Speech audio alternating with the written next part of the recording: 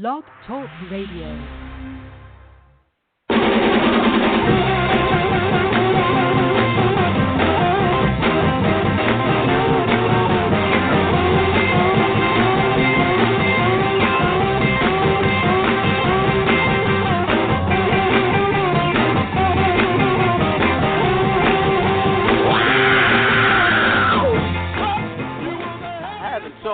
Fun. Hey, everybody. Hello, everybody. Recruiting Animal here on May 30th, 2018. I have a cold today. Maybe you can tell. Anyway, let me get down to business. I was chatting on Twitter the other day with Bobby Sutton. Bob Sutton. He's the author of The No Asshole Rule. It's a book. Maybe you've heard of it. He's also a professor at Stanford University. So he's a big shot, right? He's smart. Anyway, he told me last week that it's well known, he says, that there's plenty of sexism in recruiting. Oh, that took me aback. Anyway, that means, you know why? Because it means that people like you and me who are listening to this show are terribly, terribly biased. And you might say, no, I'm not, Bobby. But the people who make that accusation have a secret weapon to use against you. And this is it. It's called the implicit association test. The implicit association test. Here's how it works. A computer shows you good words and bad words. Happy is a good word. Sad is a bad word, okay? Now, then you're told that when you see a happy word, you're supposed to press a button. Then it pairs up these happy words with other words. And if you see a happy word paired with the phrase New York Yankees, and it takes you a fraction of a second longer to press the button than it does when you see it paired with Boston Red Sox, it means that you have a bias that you might not be aware of, but it's going to guide your actions in real life. Do you understand that? Happy New York Yankees. If it takes you a split second longer to press the Yankees than the Red Sox, man, that means you're prejudiced. But you know what? Not everybody believes it. Some people think it isn't fair to make a big accusation based on a couple of hundred milliseconds of inaction on a machine. And apparently no one has tested if bias on the machine really turns into bias in everyday life. So next time someone calls you a Yankee fan and you live in Boston, don't be filled with self-doubt. Don't be filled with shame because you've got a good reason to deny it. Just deny everything like we do on Jerry, what show is this? The Recruiting Animal Show!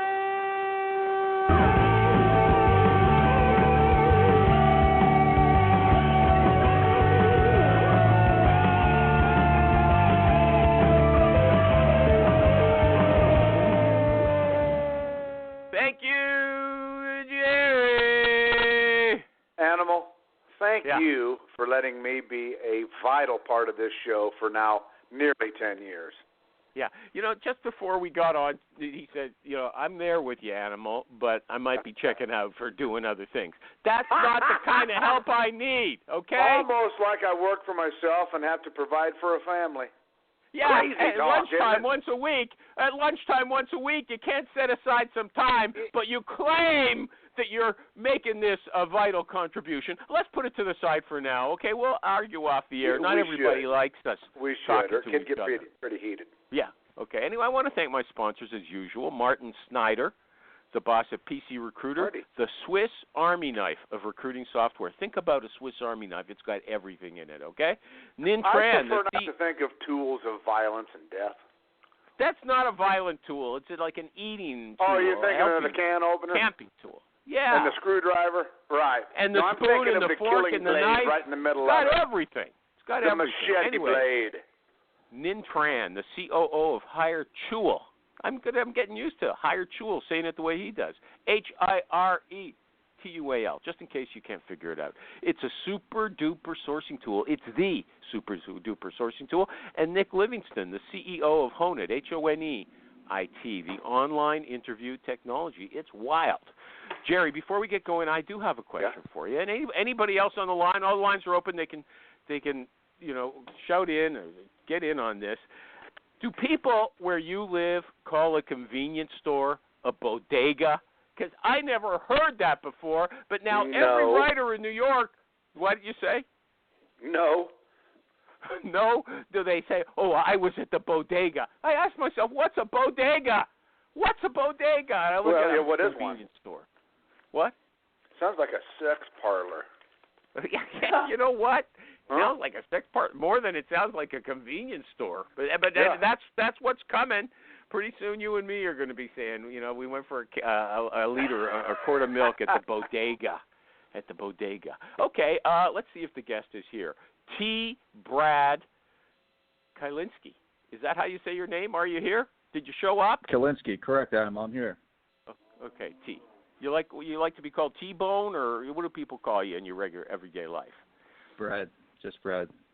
Well, we're gonna. What do you put T in your name for? Why is it T. Brad Kielinski? The firstborn male in the family always goes by the father's first name. My father's Thomas, so my mom liked Brad, so that's why it's Thomas boy. Brad. I think that's weird, but I'm not gonna. It's caused me headaches my entire life. So okay, I might call you T good. on the show because that's how I've been thinking about you. T. Okay, T. Brad. Okay, so your Twitter address, if someone wants to make fun of you, is BKIELINSKI. Okay, B. Kielinski, and you are the owner and boss of an agency in Philadelphia that places IT people. Am I right? That's right. I started almost 7.5 years ago, and I'll tell you, it's something else. Hey, can you pick it up? I've got a cold. I'm sick, and I sound 10 times more lively than you do, okay? You're on a show. Don't put people to sleep, okay? Just pep it up. Sounds good, Animal. Okay, you are also, Jerry, your question is, how many people do you have working for you? Jerry's asleep already. Okay, how many people? I know you got a bunch of them. How many? I'm not asleep already. Man. Yeah, so well, why didn't you ask him that question? Where were you? How come I'm asking it? You haven't said. Does anybody have any questions yet? No. Sometimes, you can, add something without me having to beg for it. I'm unpredictable. Brad, that's what you pay me. How many people for. in your company? T. Brad, how many people in your company? Yep. So I have four folks that are sourcing, recruiting, screening, and then I have 32 contractors out billing. So we do a mix of perm and contract. Sweet. Okay, 4 people. This guy is my new hero. Uh-huh. Okay, Yep. But you know what? On his website, it doesn't say it divides them into the research and recruiter. It doesn't say everybody's doing sourcing and screening and recruiting, and that's the way you made it sound here. You just hired a guy named Cameron. I couldn't figure. I looked at his LinkedIn profile. I don't know, why did you hire him as your sourcer? He's never done it before. So Cameron, he's got a great research background. He actually worked with another startup that all he was doing is researching companies. So I thought, this guy would be a great, lead generator for new business, for talent mapping, understanding what technology stacks companies are working with, to be able to not only attract leads, but also understand the lay of the land, what kind of people these companies are hiring from. Okay, but if you ask for a good programmer with a certain language, does he go out and bring you those people? He does that too, but we're more focused on the company than what most recruiters do, which are the keyword searching. So talent mapping is something that we really have, at least in my opinion, a competitive advantage on, where we understand, because we work in a certain geography here in Philadelphia. Talk louder. What kind of phone are you on your mobile? Put your mouth close, okay? You're not that loud. I don't think you're loud enough, okay? And I'm in a bad mood. Can't you tell? So don't screw around. Make yourself easy to hear. Add some melody to your voice so people aren't falling asleep. Okay, so talent mapping. What does that mean? You find a bunch of companies and you identify the people working there. That's all, isn't it? No, so it's more than that. So in 7.5 years, I've been in the business 15 years. So it's identifying companies that hire really well and understanding what the technology stack is. So if it's a Microsoft shop, we need to understand, okay, they're working with SQL, C#, are they working with, F#, what is it? And then going through, Cameron will go through those list of employees and profile them in our database. We use something called Asana which was founded by one of the co-founders of Facebook. So we've been working with them what for is 7 it? years now. What is it? You've got a database, and you call it a what? Called Asana, A-S-A-N-A. The pace of change in the world of business is fast, and that drives incredible complexity for the world of human resources. Welcome to the HR Data Labs podcast, a series of conversations with experts inside and outside the world of HR on how to innovate, measure, and evolve our practices. Our goal is to help provide you with practical examples of how HR has to change to meet the complexity of the business environment. Every week, we'll talk to new and different voices on all aspects of HR. And at times, we'll get irreverent. Silly even. And sometimes geek out on the data and technology that underlie the processes that drive the world of HR. But the conversations are always insightful and fun. So please, enjoy the HR Data Labs podcast. And that's where we store all of the Oh, employer... okay. Yeah, so that's where we store all the employer information. That's where we store all of the candidate information. That's where we store all of our recs. So we're able to track, okay, Jerry, you're in candidate. his same business. Do you do the talent mapping, Jerry? Do I do the what? Database. Talent mapping, like he's bragging about it. No, I mean, we all have our different ways of talking about what we do, but it's the same thing, yeah. Okay. Now you've also you have a community of 3,000 members of IT people who live in the Philadelphia area. Is that right? Yeah, so that's how I really started my company. So I was working for 2 other agencies before learning the business. And then I thought, why not add additional value by having events, workshops, and not just talking about jobs all the time, and actually meeting these people. And it created a sense of community within the people who live and work in the Philadelphia region that have a tech-focused background. So we invite them to events, and these are free events. We get some FaceTime with clients. We get FaceTime with prospective candidates. And that's how I started my business here. How many people will show up to an event? So we'll invite the whole membership, and if 100 people register, 40, 50 people will show up. Uh-huh. And who pays? We have sponsors. So we'll get, MSP to sponsor. We'll get, other tech companies to sponsor. My company will throw up money, so it really all depends. I mean, people who want access to... How do you get companies to sponsor you? We've heard this before. In fact, there's a woman, I can't remember her name. It's an odd name. She's in London, and she used to do this big time. How do you get companies to sponsor you? Because if it's only 50 people, it can't cost a ton of money. What do you say? What do you do? Call up the CEO and say? So it's some of our clients will sponsor. Other MSPs that we partner with to drive them new business will sponsor. People who own how do you centers, get them? data centers. Who do you call? What do you say? Okay. Let's say I want to do that. What do I do tomorrow? What would you advise me to do, T? I'll call it Animal. So Animal, we're having an event. We have over 3,200 tech-focused members who live and work in the Philadelphia region from over 2,000 companies. If you want access to these people, we're having an event at a brand new brewery that opened up in Malvern, right outside of Philadelphia. Would you be interested in sponsoring? It costs anywhere between $500 to $1,000. And not only will you sponsor that event, you'll get access to our group and become a member at no additional cost. And you could pitch your webinars, services, whatever you want. Okay, you won't let me in unless I sponsor this event, or could I come anyway? If you're a sales and marketing person, you have to become a sponsor to join. Okay, so I'm the CEO of a company, and if I want to get in to meet these programmers, I got to join or I got to sponsor, throw in some money, right? You have to sponsor one event, correct? Yeah. Okay, but you know what? It can't cost much money. It's not as much as a fee. Why are you giving these potential, clients? Why are you giving them access to your people? They're not competitors, Animal. They're folks that own data centers, or they're a managed service provider. They're looking for people who run IT departments for small, medium-sized businesses. They're not in the staffing and recruiting industry. That's not what I mean. They're clients. You should make money for introducing those people to them, not letting them pay for the drinks. Animal. Is anybody with me on this? Come on! Why all the silence? We used to have a lively crowd here. The reason for the silence is because let me just tell you a bit further about how it is. So the people that attend these events, they could be job seekers, they could be consultants, but by no means have we ever placed any of those people. It's more so it's entertaining our clients and for them to go out to meet, new people. I mean, it's more so general networking than trying to get a candidate placed at one of these companies. That's not what it is. I mean, if we're doing Can I that, interject? Can I interject? Yeah, go ahead. I can't figure it out. Here, I'm going to share with you, Animal, my frame of mind while I'm listening to this show.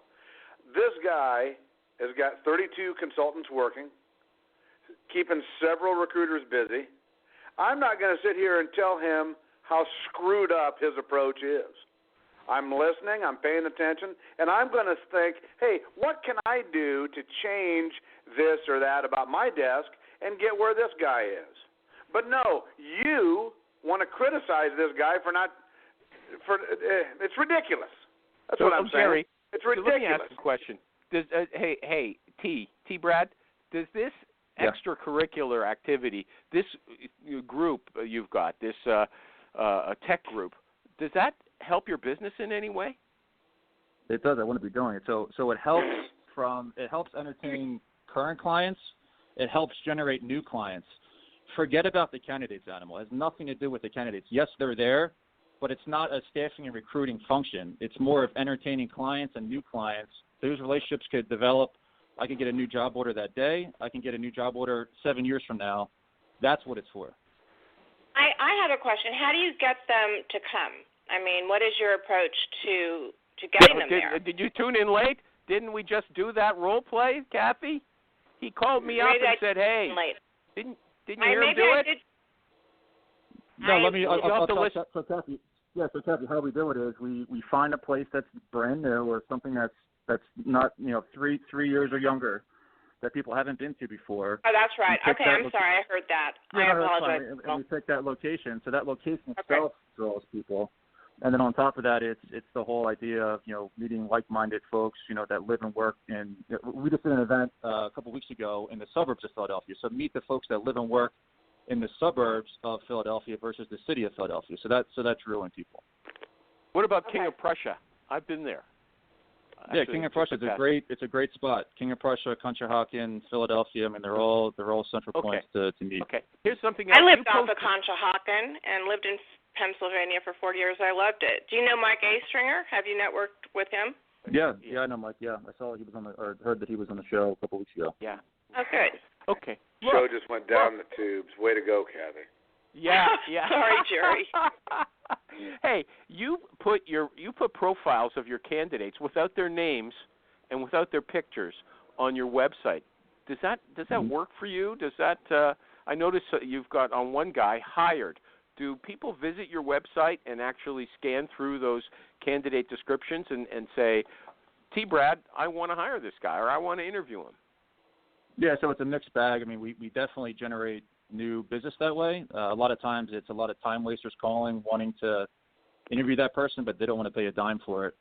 So, yeah, it definitely does work. And it also showcases our ability to, show who we have, who we talk to, what they're looking for versus, oh, this is just another staffing company and, I have no idea what kind of people you're talking to. Hey, Brad, it says right on your website, interviews for free, okay? So if they want to interview somebody and not hire them, you're saying, come on.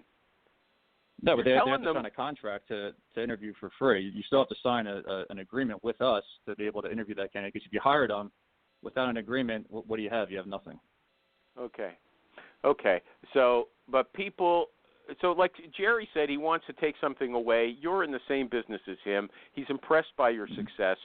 Should he create a website and put profiles of some of his people on it? Would you advise him to do that? I've never seen it before. So I don't know. Jerry, are you a solo recruiter or do you have a team of people? Yeah, I've got an agency. Yeah. So I mean, listen, it definitely takes time.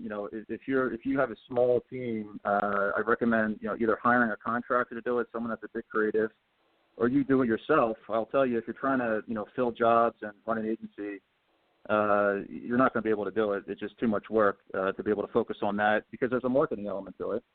Because we also take those profiles and then proactively market them to prospective clients. But yeah, no, it definitely does work, and if you do it the right way. But it takes extra time, like anything else. Yeah. Okay.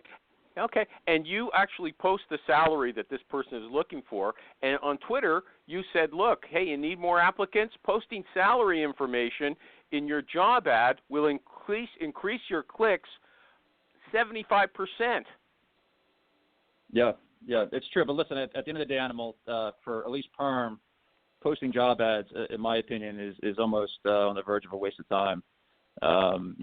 Sifting through all the applicants, and that's why I have a team in place to target exactly what we're looking for versus relying on applicants. But I will tell you, when we talk to the audience as far as candidates, they want to see the job description, they want to see the benefits, they want to see the selling points versus just, hey, I have this open, this great position with this growing team. Everyone says the same kind of crap, and these people aren't buying it anymore. So do you send? So we can come back to this, but the job description, if you send it out, do you tell them, you write the money right in there, because you are endorsing this idea of being upfront with the money. That it's a big attraction to tell people money right up front. Is that what you endorse?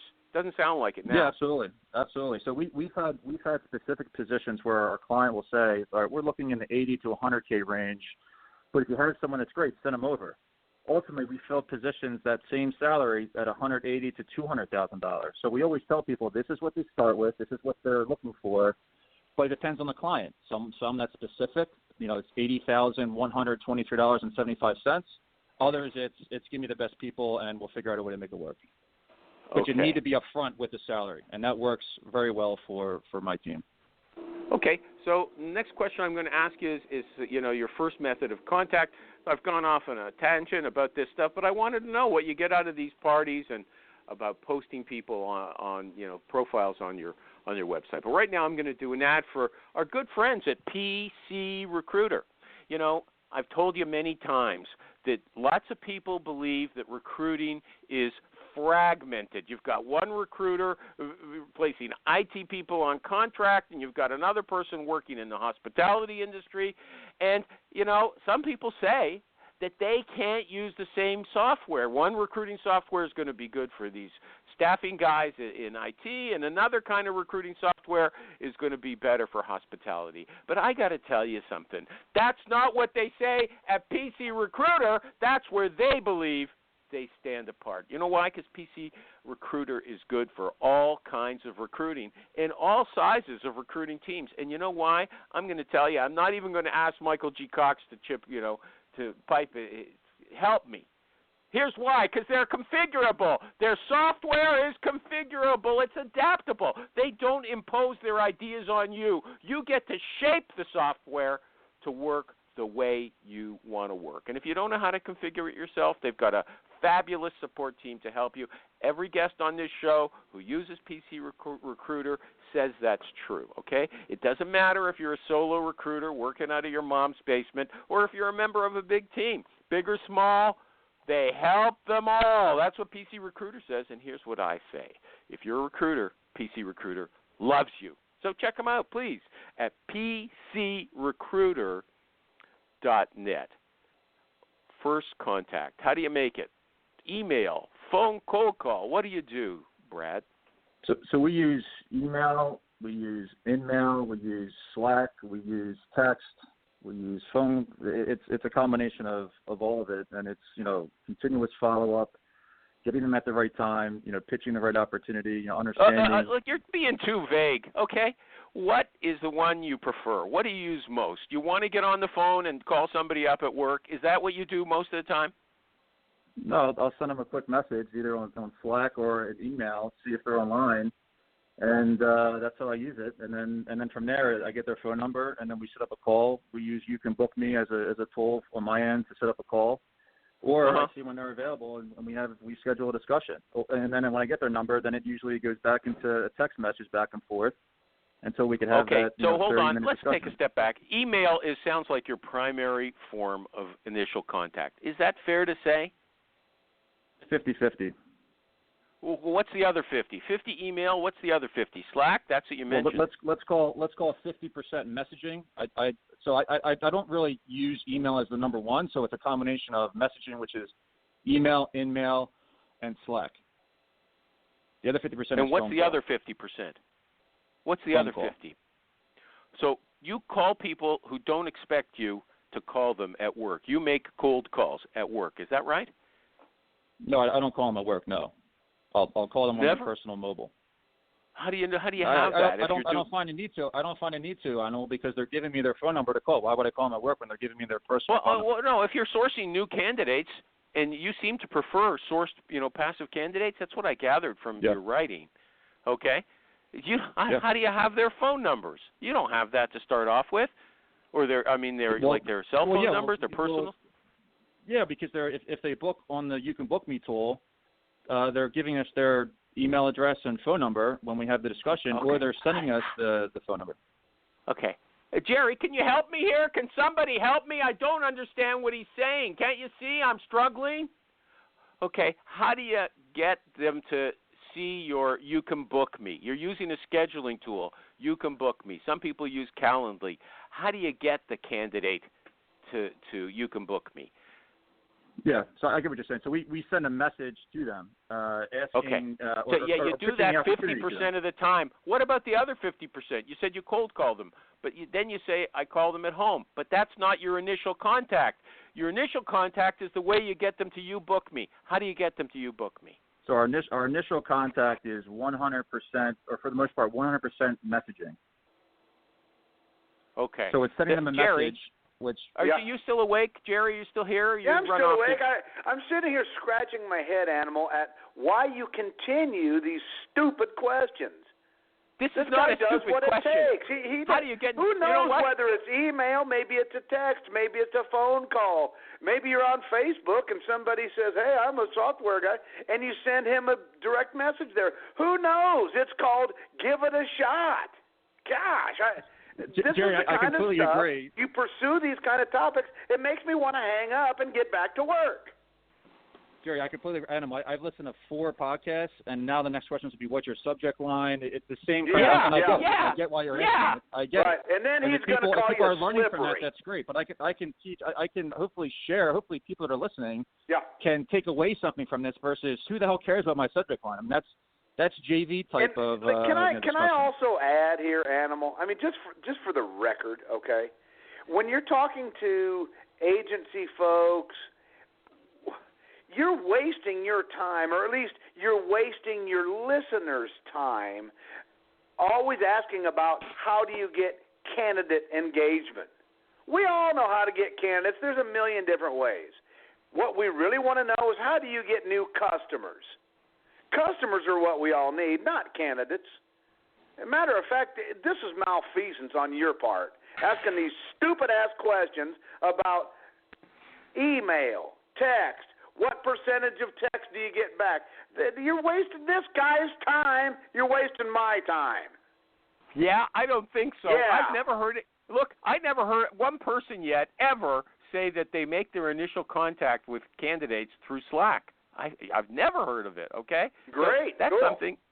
That's something that needs exploring, but not according to you, okay? So let's switch topics. I don't need to know how to get candidates, and if you need to know how to get candidates, you're in the wrong business. Okay, why is everybody... There could be people on the line that don't know how to get candidates and work as an inside corporate recruiter and want to know how he engages talent. Okay. Yes, this is the most important. Yeah, but and they've listened to this show for 10 years, and they hear the same questions. Yeah. For the one brand new listener that you're getting every couple of months that's some corporate recruiter, here you go. Go ahead, Animal. Yeah, enough of your complaining, okay? Enough complaining. Let's switch gears then. Okay, you told us, Brad, that you have these parties, and you didn't say that you hire models to talk up the clients, but I've been to parties like that. But anyway, so is that the major way you get new clients, or is there another way you do business development? That's what Jerry wants to know. How do you do so new business development, it is from the workshops, it's from the events. Quite frankly, it's giving back to the community is how you get new clients. I'm not saying just living online. I see a lot of recruiters, they live just online. They never actually attend tech-related events. I'm not saying sponsor, but, give back in some kind of capacity. We just started supporting Codified Kids, which helps youth in Philadelphia that live in impoverished areas ages 5 through 18, helping to code. And just doing that, I will tell you, has driven in, and it was a byproduct, but just drove in new business, new candidates. Now they want to talk to us, where we've been trying to target them for the last 5 years. They see that, and now, they think, they're not just another recruitment agency trying to, make a buck off me. Okay. So it's the giving back factor. It's the attending, hosting events, attending events. That's what I would say, creating those relationships, in a deeper sense than just call, email, text, and all these things that you're talking about. What percentage of your business comes through these events? I would say 30% of all of my business in the past 7.5 years has come from an event that I've hosted. Okay. What about the other 70%? How do you get that business? It's a mix of referrals. Yeah, so it's a mix of referrals and these profiles that we do. That's it. I mean, I don't have a sales team. My recruiters here, they're not doing they're not new business developers. They're strictly here to produce talent and deliver that talent. They work directly with the client and the candidate. I'm here just as, making sure they sign the agreement, all the legal stuff's in. I'm making sure that the clients are paying on time and, doing a lot of the back office operation. Brad, let's end our combative relationship now. I know you took Jerry's side against me, but I'm willing to overlook that, okay? Didn't you say... Took Jerry's side? Yeah, he did. Now, didn't you say 10 or 15 minutes? It wasn't hard to do. It's not like it was a risky choice. Kathy stood by me, okay? So hold on a second. Didn't you say 15 minutes ago? Didn't you say that those same people that you paste on their profiles, who you put on your website, didn't you say that you also market them to companies? It sounded like you're making cold calls to hiring managers saying, I've got this kind of person, you think you'd like to see him. Are you doing that, or was that, did I misunderstand? Missed revenue, late releases, customer churn, those aren't just major business issues, they're people issues. On Higher Power Radio, we dig past symptoms to the root leadership, hiring, and process problems that hinders company growth. Real founders, real diagnostics, and actionable takeaways that you can plug into your business today. Peer lessons to fuel your company's growth. Subscribe to the Higher Power Radio Show and start plugging your people issues in your business today. Hire, H-I-R-E, Power, P-O-W-E-R, radio, R-A-D-I-O.com, or here on the Work to Find Network. No, it's okay. It's less cold calling, because at some point we have a relationship because we're flipping them from a candidate to a hiring manager. Now we have their email. We're sending, hey, we know that, you hire Ruby on Rails folks. Here are 4 people that we just worked with. Here are some sample profiles. Do you have any interest in talking to these people? It's a great way to develop, a new client, and get them to sign the contract. Now you have that opportunity, plus they could have 10 more, waiting in the wings for you. Okay, so you're sending out those profiles through an email list. Is that what you're saying to me now? It's not an email list. So we don't do mass emailing. Everything's personalized.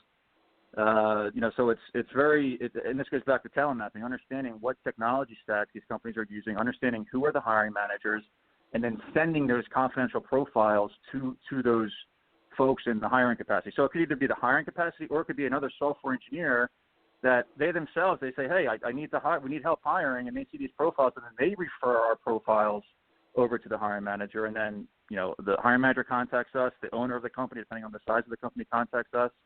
Someone in talent acquisition contacts us to learn more.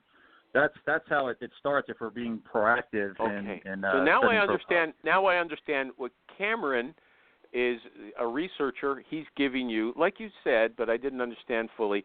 He's giving you the basis for your marketing campaigns. That's what he's doing. Correct. And what I usually ask is, when you're sending out an email to a candidate, a cold email, do you do a lot of research? Some people, if you read their articles, they do 20 minutes of research on, somebody they want to call to see if they've got a blog, and then, in the subject line, they put something, I like camping, I see you like it too, something like that, right? And then they try to, build some rapport by some common activities that they have or likes.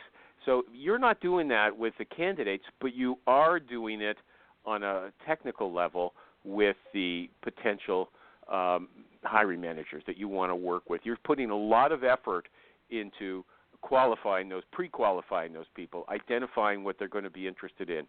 Am I right about that? Yes or no?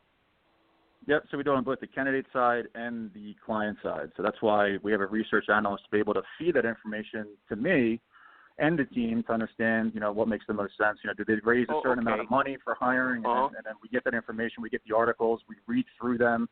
Then we say, okay, is this a company that we're going to be able to work with? Or I talk to my friends that own agencies in Philadelphia, learn more about it. And just a whole bunch of research.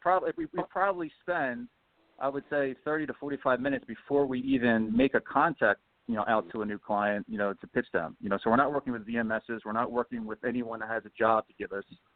It's very specific and selective because keep in mind, we're focused in a specific geography. So we need places to recruit from and recruit to. So we can't work with every single company, nor would it be a fit for us to do so. Mm-hmm. Okay. So in these emails, Jerry's going to, he can complain. The emails to the business people you want to work with, what goes in the subject line? Congrats on the $15 million Series A rounds. And then then I'll put the subject line, hey, I see you work with someone who I know. I'll drop a name. And then I'll send, okay, this is what we do. Here's who we work with. And it's usually, if it's a startup, I'll mention similar startups in a specific industry similar to theirs or a specific location and give some examples of here are some recent hires that we've made. And, here are some profiles of people that are on the market. If you're interested, let's set up a 15-minute call to see if it makes sense. I got to tell you, I think this is good info. This is the kind of granular info that someone who was sitting beside you while you were working would find out, and they have no other way to know it. So you can say, I'm wrong, I'm misguided, but I don't think so. The problem is it took me 15 minutes. It took me 15 minutes to get it out of you. What? You finally ask him about getting customers, and he's got some great info, and now you're satisfied with it. That's what I was telling you to do. Yeah, right. Hey, what do you everybody. Mean, yeah, right? Time for me 100%. to do an ad. Okay. I'm right, you're wrong. I win, you lose. Yeah.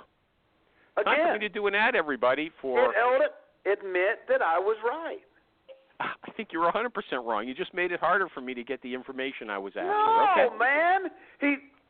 You're finally talking about customers and new business and new managers and connecting. Yeah.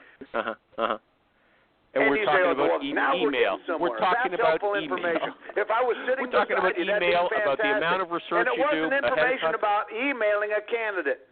Yeah, okay. Jerry, please let me get to the ad. Let me get to the ad. I want some coffee. I may not be here for the rest of this show. Oh, Jerry, hang in there. Okay. Hey, everybody. Hire Tool, HIRETUAL. I'm sure you've heard of it. And one of the great things about Hire Tool, recruiters love it because it reveals contact info. It gives you people's email addresses. It gives you their phone numbers, both at work and at home. And you can check that out for free. If you go to Hire Tool, HIRETUAL.com, you can get their Chrome extension and use it on LinkedIn and a number of other sites, okay? Because it's really important to get that contact information. I don't care what anybody says, whether it's Brad or Jerry. It's important to get that information. It's not really easy to get, and that's what they're great at. But that's not everything they do. They are fully super-duper sourcing tool. That's what I like to say about them. You go to the site. Now, I know that Brad, the guest today, he's really into Boolean searches. He tells you on some of his articles how to write Boolean strings. I don't know if I'm ever going to figure that out myself. Maybe I'm not smart. Maybe I'm just too impatient, okay? But if you go to Hire Tool's website, you just put in normal English, and they create the string for you, and they search a million sites for you, like LinkedIn, Facebook, GitHub, and they give you a list of people ranked from the people who fit your job description most closely to those who don't. They guess the salary of the people, what they think they're going to be earning now. They guess, who's going to be most ready to make a move based on a bunch of different factors. And then you can go and make your calls. You've got the contact information right there. Okay, so please check them out. Hire Tool, HIRETUAL. back to T. Brad. T. Brad, what's your favorite Chrome extensions? So we use Contact Out here. What else do we use? I personally don't use a lot of these. My team uses a lot of extensions, but I know Contact Out is a big thing they keep on talking about and using. So that's probably the number one tool. So this is what you have to stress. The competition, I just did an ad for Hire Tool. You're saying you're proud of using Contact Out. Will you tell your team to try Hire Tool, okay? The super duper sourcing tool. No. Animal, I will tell you we love Hire Tool because I just had a hang on. That's why I was a little bit late here. And that is a tool that we use, but I didn't realize that it was an extension, quite frankly, because again, I'm not. They have an extension. I'm not it's more than just finding it. You're right. It's more than just finding out contact information. It's a 360 sourcing tool. Anyway, so here are some other tools. Here are some other tools, if you don't mind, that maybe some folks go ahead. can learn from. Go ahead. So we use, this is a minimal tool on Twitter. It's called Follower Wonk. It's an easy way to search profiles. Again, Follower Wonk. We use, like I mentioned, Slack. There's another tool called Hireables. What is okay? So you said Follower Wonk. Follower Wonk. You're using that to research the people that you're going to contact. Is that what you're saying? On Twitter. So you're able to easily search people on Twitter. On Follower Wonk without any issue. And we use Hire Tool. We do use that. We also use Slack. So there's a Philly Dev Slack channel. There's probably a couple thousand engineers, developers, technical folks there that we can see what they're talking about. Is it a specific Slack group that you're using? Slack channel. Yeah, Slack channel. So there's Philly startup leaders. These are 3,000 plus entrepreneurs, business owners, tech co-founders, founders. So I get my business, again, participating in groups like that. That's where I generate, a good amount of my business. I follow those companies. I attend, investment groups, so looking at investment opportunities, from an investment perspective, whether it's an angel or just private raise, to understand that process. I think that's helpful for recruiters to understand if you're working with startups, to understand how that works and create that relationship early, so when they need to hire 20-some people, they get, $20 million in funding, they're going to think of you because, you were there, before they even got a penny. So there's a lot of that. And again, that's joining the right Slack channels. We use Hireables. That's another good one we use. Recruitum is a good one. I don't know if anyone here uses that. Tell us what Recruitum does. What does Recruitum do for you? Recruitum. Yeah, so what does it's an easy way, to search LinkedIn profiles outside of LinkedIn. So folks that aren't that great with Boolean searches, it makes it very simple and it takes you outside. It's basically an X-ray search. It takes you out of LinkedIn's ecosystem that can be restrictive. How much does it cost you? What does it cost you? Can you say? It's free. We rarely pay for any tool here. It's free. Okay, you're cheap. Hey, Animal. Every recruiters are cheap. Yeah, no, I'm not cheap. I'm looking for profit. Animal. Quick question. If I have to leave a little early, do I still get paid for the full show? Yeah, even though you spent most of it ridiculing me and denigrating everything I do. Okay? Yeah, sure you do. Trying to help you stay focused is not ridicule. Thank you, Jerry. Thank you. The strongest of men can take a little input. You're still here after all these years, aren't you? See ya. Stab me in the back after every show? That's during the show? Okay. Thank you. Go to hell. See you, Jerry. Yeah. Okay. There was another one you said, Hireable. You using that? What's that? Yeah, Hireable is another good one that we've used just over the years, and that one is really tied to GitHub. So again, for folks. And I think they just changed the ability. I think now you need to pay for it, and then it got a little bit deeper. But it's for folks that cannot navigate or not aware of how to navigate GitHub. Hireables helps you do that pretty easily. And it's Hireable, Hireable. Is that right? Correct. Okay. Now look, you agreed with Jerry that you told me you listen, Animal. I listened to 4 of your shows. The same crap that you ask all the time. It's not important stuff. Okay, so look, there's 15 minutes left. You tell me what you think is worth talking about. I want a guest who can lead the show and teach us things. He's got ideas of his own. I'm not against it. I'm not so proud, but first I'm going to do an ad, okay? HONEIT. Honeit is the phone interview technology that you want. Here's how it works.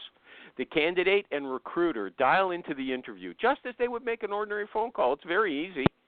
They have the regular interview, only here's the thing. It's recorded, so you have an audio recording. It doesn't matter if you don't hear everything. If you can't type fast enough, you don't have to worry about that because it's all recorded, and then it's automatically turned into a transcript. So you don't even have to listen. You can read it, and you can search it for keywords, right? And then if you've got some very important questions when you're talking to the candidate, you come to one of those questions, you press a button. When you start talking about the topic that you're interested in, when you're finished talking about it, you press another button. It separates that conversation as a separate clip. So when you want to send something to other members of the hiring committee or the hiring manager, you've got all the key stuff. You don't have to wade through everything. It's just right there. And you don't have to, these guys don't have to talk to the candidate and ask the same questions again and again because you're delivering them all the information. You don't miss anything, and you've even got it chopped up into the highlights, the money quotes as well there for you. Okay? So that's the stuff. It makes it easy to do, easy to interview, and it's easy to deliver the goods. HONEIT. Thank you. And back to our guest, T. Brad. The show is yours. You're going to lead it, although let me tell you, if you go way off track, if you're more boring than I am, I'm going to tell you. Okay, what should we talk about? What do you think is important? No, it's all good, Animal. And Kathy mentioned, I mean, maybe there are some people that want to know how to attract. Don't back off now. I'm giving you your chance. You told us what you think. You listen to the show. I ask a waste my time on these contact questions. Go ahead, talk about something else. Come on, all right, man up. So let's talk about agreements. I see on these Facebook groups a lot of people have issues with the terms and conditions, late payment, collecting payment. The importance of having a solid agreement in place that talks about the fee structure, talks about the candidate guarantee, talks about if they don't pay on time, there should be some kind of word in there, a phrase that states that there is no guarantee if they're not paying on time, and if they're late on payment, there should be an additional cost because of that. I find a lot of people, other recruiters. Hold on. Let's talk. Let's talk. First of all, with the fee agreement, do you tell them up front? And this is something Jerry's always interested in. He's going to miss. Do you tell them up front? Look, if I bring you a candidate, you can't tell me, this guy's already in our database.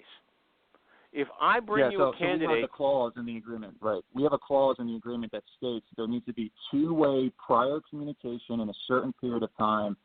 We go in with 30 days. Sometimes the clients will kick back and say, no, we want, 3 months or so worth of time. But that needs to be in there because we have, and it's been put in, I would say in the past 2 years because people will say, oh, no, I sent them a LinkedIn message or no, I sent an email. That's not your candidate. There needs to be two-way prior communication, and we need evidence of that. And then if there is evidence, okay, it's your candidate for that period of time. If it's not, it's our candidate. You represent that candidate.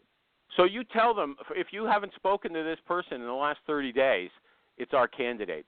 That's the way you word it, right? And is it 30 Correct. days generally for you? 30 days, and listen, there's some negotiation there, but listen, there's always give and take. If they need more than that, then we're going to ask for something else in return. But I find that lot of recruiters. Like what? Quicker payment terms. There's always what are your payment terms? What are your payment 30 terms? 30 days from the start date. And so, hold on. So if they send it to you after 35 days, do you say your guarantee is void? Guarantee is void, and then on top of that, they're getting charged 6% on top. Every 5 days they're late, they're getting charged another 6% on top of the fee. And they accept that? They lose the guarantee just for being a week late? We've never had anyone not pay on time because of it. Wow. And what is your guarantee? That's something that's so the guarantee is 90 days, and it's based on termination, and so it's based on just solely termination, not elimination of the position. You have to be very specific because there's a gray area, and you have to think about all these things. You have to think about what if, and sometimes it gets crazy. What if the person gets sick? What if they pass away? What if something happens to their family and they can no longer work? Maybe their child gets sick and they need to leave. I mean, you really need to think about all these scenarios and put them in the contract so when the time comes, they can come back and say, oh, this person's no longer here. Now give me your money back or give me a replacement. And you also have to address, Animal, a lot of times clients, hiring managers will do this. They realize when they hire the person, they need another skill set, and then they'll say, oh, that person didn't have everything we needed. Oh, and then the new rec comes in. Now it's a whole new job. You have to, think ahead of that and put that in the agreement because that's not okay. acceptable. What do you mean? So hold on a second. So first off, you give them a guarantee if they fire the person, then you'll replace him. It sounds like. But if the person quits for any reason, what? Only for poor performance. Okay, for poor performance. But if the person quits, you won't give them a guarantee. You won't honor your guarantee. Is that what you're saying? Yes or no? It depends. So it's yes. We will. If that's part of the negotiation piece. If they need that, we put those additional terms on top of that. Like, for example, if the person resigns, right? Yeah. It can't be they're resigning because you're punching them in the face every 2 seconds. That's not our problem. That's your problem. You're treating our candidate like some kind of How do you word maniac. that? How do you word that? If they leave because you punch them in the face or you abuse them, then we're not covering the guarantee. What do you actually say? So it's resignation based on their inability to perform. So that is a reason. So it's before they're getting terminated. But they know that it's not a right fit for them, so they leave. So it can't be resignation because they're treated ill, or it's resignation because they pitched the position, and when they got there, that it's not really what was said. I mean, we've had issues with that in the past where they're trying to oversell the position, and our candidate gets in on site there first week, and they're saying all the stuff they told me is not even true, and then they resign. Okay, so if these guys, like you said, they ask you to fill a job with the wrong skill sets, or something changes and all of a sudden they need something different, and so they're putting this person into really a different job than he or she accepted, you actually go back to them and say, you talk to the candidate and you say, this is the reason, this is the problem, I'm not honoring the guarantee. Have you ever had to do that? Yeah, it's a handful of times. Then it becomes a legal issue, unfortunately. And we win every single time in court because the signed agreement states exactly what. Yeah, what but I just that's mentioned. your last dealing with that company as well. You're willing to burn these bridges if you have to. It sounds like, right? Animal, listen. If a company is going to act like that, then I don't want them as a client. They become a source to recruit from. I hate to say it. It's the very much the minority, but it does happen. And as a recruiter, you spend all of this time doing all this work, and especially as a contingent recruiter.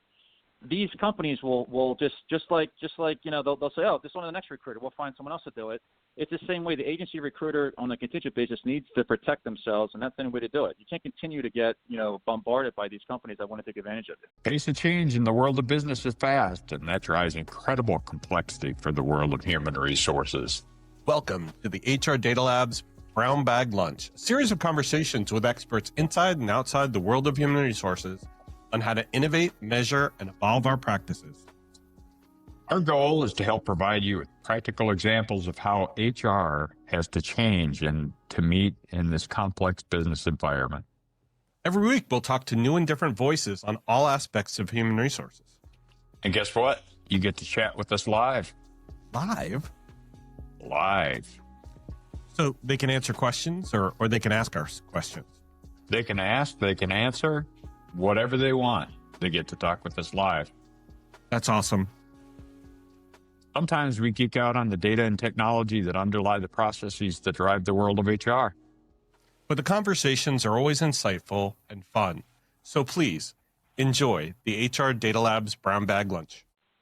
Okay, so if these jerky hiring managers, something changes in their company, they lose a contract and they have to do something else. In the meantime, they've hired your person. They'll try to pull something over on you. You won't accept it. Or they're just not thinking clearly, and they give you a job description that really doesn't encompass everything they need, and they hire the person anyway. You're not going to put up with that. That's what you're telling me. And wow, I'm impressed.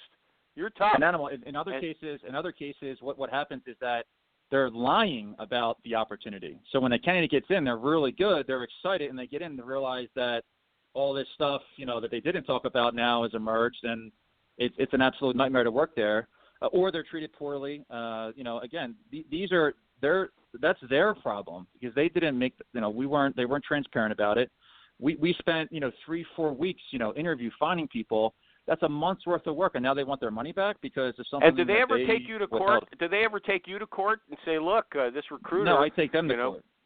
No, but let's say somebody leaves, a candidate leaves, they say, and the candidate says, look, Brad, they hired me for one job, they gave me another, and they knew what they were doing. They made it sound better than it really was.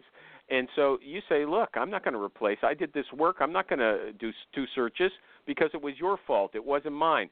And so does anyone ever say, okay, I'm taking you to court to get my feedback? Does that ever happen? No, because it's happened before the 30 days typically.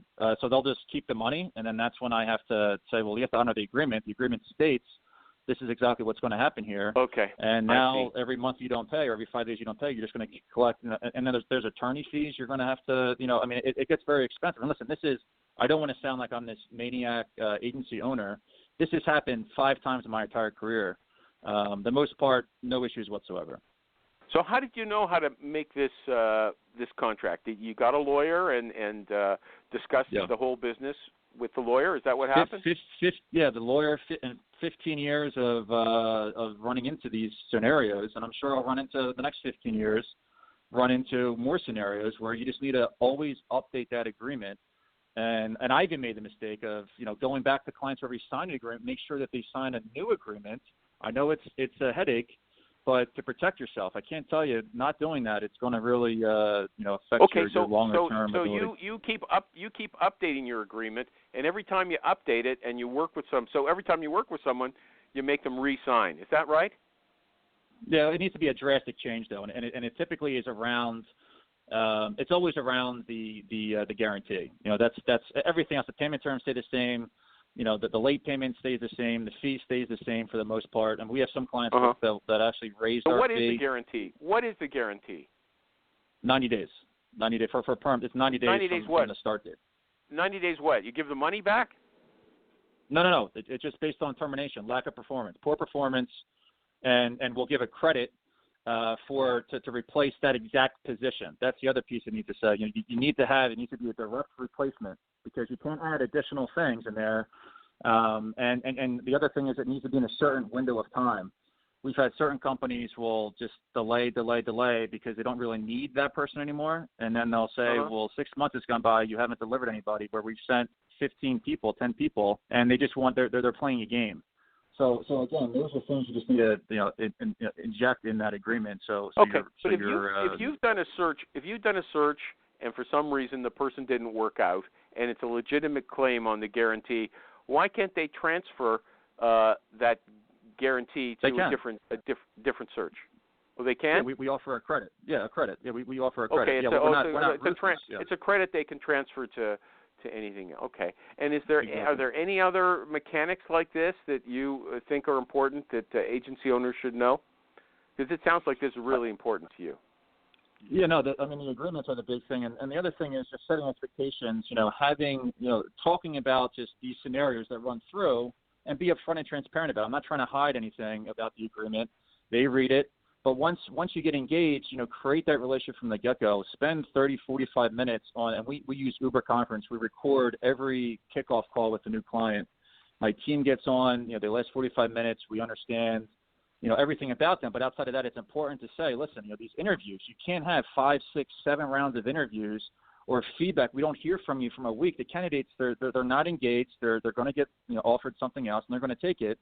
That's the other piece, because time kills all deals in this business, and it's just making sure that relationship up front is. So is that in the contract as well? That look, if you have to report, give me feedback within 48 hours or 24 hours. No, so we haven't gone that far, and I've heard from other folks you have on the show. They will say 24, 48 hours. That's more of a gentleman's agreement or agreement between whoever you're working with, to say, listen, this is what the expectation is, and this is what will happen if we start going outside of that range. We'll start losing candidates. And if you want to test me on it, let's try it. And after 48 hours, we don't get feedback, and you ask for that candidate. We just had 3 examples of this yesterday where they wanted to make 3 offers, 3 perm hires, and all 3 candidates, they waited too long, and they accepted something else. Yeah. Okay. And so there's $60,000 gone. You said this is a gentleman's agreement. It sounds like the people you're dealing with are not gentlemen. That's why you need such a a strict contract. Am I right about that? They're not gentlemen. They're startups. I'm going in hoping they're gentlemen and nice women we're dealing with. But at the end of the day, business is business, and if you don't have a solid agreement signed, it all comes down to the agreement, no matter how great that person is, because they'll take advantage of you, and then they'll, the same thing. I've tried to have a gentleman discussion before with someone. Well, I know our agreement is, weak in that area, but this is what happened. So we had a client that put our candidate on another site with one of their clients. And I said, this wasn't even known, and then there was no work there. They wanted a refund because the guy left. He said, this isn't what I wanted. And I said, well, that's not what we said, as far as on the call. And they said, well, our agreement says this. So that's where I learned to put it in the agreement, make sure they sign it. And then, you come back to it every single time. If you have to go to court, the judge is going to lean with what the agreement says every single time. What signing tool do you use? We use DocuSign. DocuSign, and you're happy with that?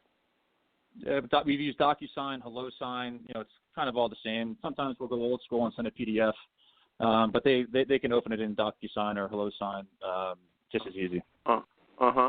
Okay, that's pretty easy. What are your final words? We're at the end of the show. For all the complaining, it went pretty fast, in my humble opinion. In fact, we didn't get to all the questions. All those dumb questions, I could bring you back and ask them, the ones you didn't want me to ask. Is there anything else that you want me to say, that you want to say to the world before we let you go? No, I think it's a good show. I love the combative nature of it at times, and hopefully, You told us you didn't like it. You said, I listened to 4 podcasts. They were all crap. And then Jerry said, yeah, he's right. Okay, look. I know, you said some last words, so I was hoping next show I can listen to some folks, talk about, outside of subject lines and emails, just learn a little bit more about their business. That would be helpful. Look, call in. Help me. I beg for help. I will. I beg for help. All the geniuses who call in and help me, okay? You don't have to. Well, thanks so much. Okay. Brad. Should I spell your last name? Kielinski. Kielinski. Thank you!